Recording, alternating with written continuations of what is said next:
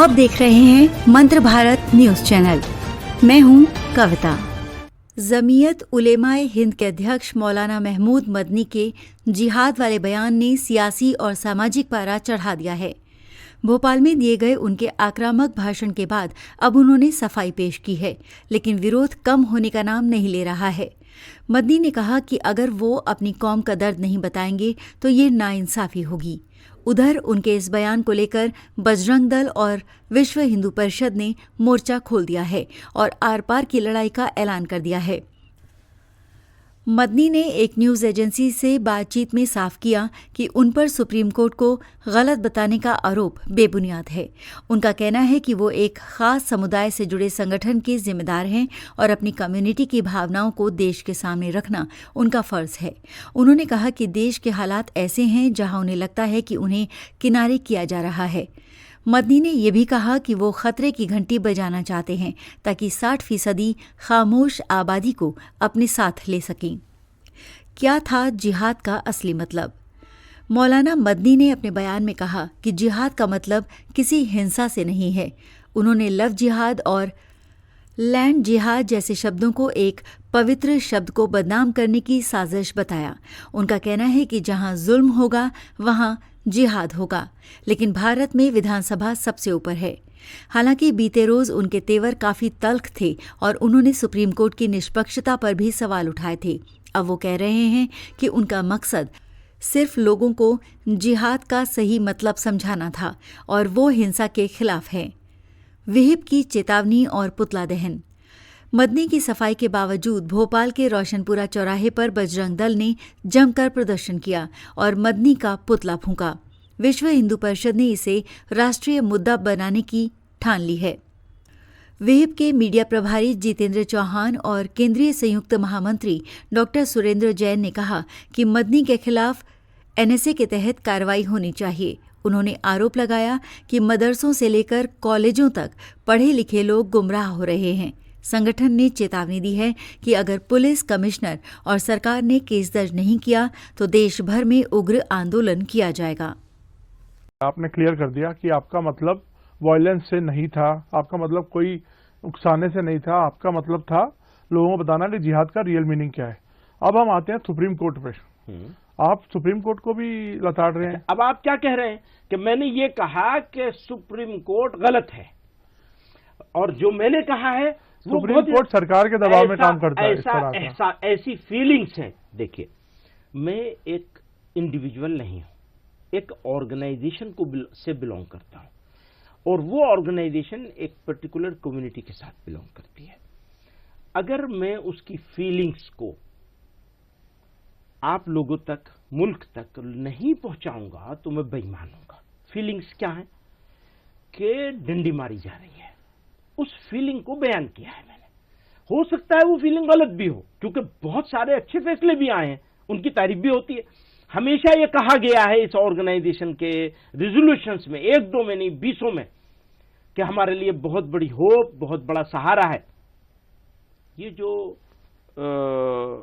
हमारे कॉन्स्टिट्यूशन के निर्माताओं ने, भारत के संविधान के निर्माताओं ने जो आइडिया रखा था, वो ये बीच में ये जो हम लोग कहते हैं डेमोक्रेसी के 4 पिलर हैं, उसमें एक कोर्ट को रखा गया है, जुडिशरी को रखा गया है। तो उसका मतलब यही है कि मेजोरिटेरियनिज्म ना आ जाए। समझिए, अगर सारे लोग मिल करके, मेजोरिटी मिल करके कोई कानून बनाए, वो कानून तो फाइनल होगा, पर वहां एक बीच में एक वो रख दिया है। पर सर, ये असुरक्षा की भावना मुझे लगता नहीं है ऐसा कुछ कोई डेलिब्रेट है। तो हम भी जमीन पे हैं सर। आपको मुसलमान होना पड़ेगा इस पे आने के लिए। मतलब सर, ये तो थोड़ा सा मैं इससे डिसएग्री करता हूं। ठीक है, आप डिसएग्री करें, ये आपका अधिकार है। तो मेरा अधिकार क्यों छीन रहे हैं इस बात को कहने का कि हमें ऐसी जगह खड़ा कर दिया है कि हम ये महसूस फील कर रहे हैं कि हमें दीवार से लगा दिया है, मतलब दीवार से लगा दिया है। ये हमारी फीलिंग है। एक बात नवीन जी, क्योंकि मैं आपके साथ एक रिश्ता है, तो ये मैं रिस्पेक्ट करता हूं इस डिसएग्रीमेंट का जो आपको है, लेकिन प्लीज मेरा जो एक क्योंकि फीलिंग है, मेरे ही इंटरव्यू में आपने, पिछले इंटरव्यू में जब आरएसएस ने रीच आउट किया था, जी। मोहन भागवत ने बोला था कि हमें मिलके चलना है, उसको आपने वेलकम किया था। और आप डी रेडिकलाइजेशन, आपने रेडिकलाइजेशन के खिलाफ पूरी जंग लड़ी है। Always। और अब आप कह रहे हैं कि मतलब हम दीवार पे लगा दिया गया है। थोड़ा सा मुझे हाँ ठीक है, इसमें कॉन्ट्रडिक्शन लगता है। ठीक है, आपकी वो बात सही हो सकती है। मुशर्रफ को एक आदमी ने जवाब दिया था कि इस देश की इस मुसलमान के साथ सिविल सोसाइटी खड़ी है, क्या वो बदल गया? हाँ, इसलिए आज की तारीख में अगर मुझे कहना पड़े तो मेरी हिम्मत नहीं है कहने की वो जुमले, मेरी हिम्मत नहीं है। क्यों? इसलिए कि पूरे मुल्क में सिचुएशन ऐसी हो गई है।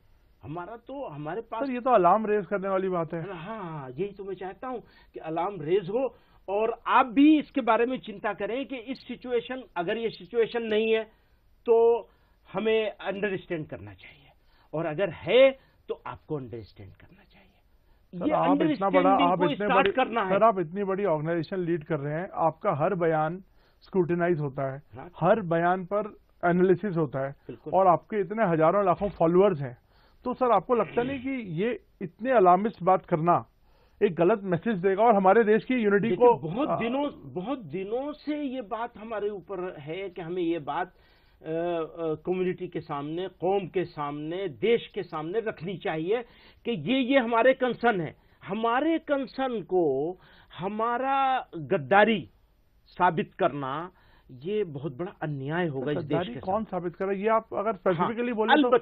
अलबत्ता नहीं, वो लोग कह रहे हैं, बोल रहे हैं ना, बहुत आपको लगता नहीं एक बहुत छोटी माइनॉरिटी है जो इस तरह की बातें कर रही है? ये बात सही है, लेकिन इसमें पूरे देश को पेंट करना, लेकिन ना पूरे देश को पेंट नहीं कर रहे हैं। हमने तो इसी प्रोग्राम में, इसी तकरीर में ये बात कही है कि 60% लोग अभी भी हमारे खामोश मेजॉरिटी जो है, हमें उसको एड्रेस करना है और उसको अपने साथ लेना है। अपने साथ लेने का मतलब ये अपने कंसर्न के साथ। तो ये मुर्दा कौम है और वंदे मातरम पे भी सवाल जवाब, तो ये तो आपको, मेरे को लगता नहीं आपने कभी इस तरह की पहले बात करी है। वंदे मातरम के ऊपर हमारी ऑर्गेनाइजेशन का 2011 में और उससे पहले आज़ादी के फौरन बाद ये बात बहुत बहस की चली है। अभी क्या हो रहा है कि जबरदस्ती करवाई जा रही है स्कूलों में, जगह जगह, तो पढ़ना ही पड़ेगा। अब आप ये बताइए, एक स्कूल नहीं 20 इंसिडेंट है जहां दूसरे जो ये सुबह के जो तराने हुआ करते थे, दुआ हुआ करती थी, लपे आती है दुआ बन के तमन्ना मेरी, इसके ऊपर स्कूलों को लाइन हाजिर कर दिया गया, नोटिस दे दिए गए, और ये कि वंदे मातरम क्यों नहीं कर रहे हो? तो ये जो जबरदस्ती का है, ये आइडिया ऑफ इंडिया मेरे ख्याल में तो नहीं है। तो उसको अगर आप इसको आइडिया ऑफ इंडिया बनाना चाहते हैं, लीगली चैलेंज कर रहे हैं, जरूरत पड़ेगी तो करेंगे। ओके, पहले तो हम आपसे कहेंगे ना कि भाई इसको जरा रुकवाइए, जरा देखिए नवीन कपूर क्या सर, आप नवीन कपूर की क्या हुआ? बहुत बड़ी चीज है, मतलब सोसाइटी को, सिविल सोसाइटी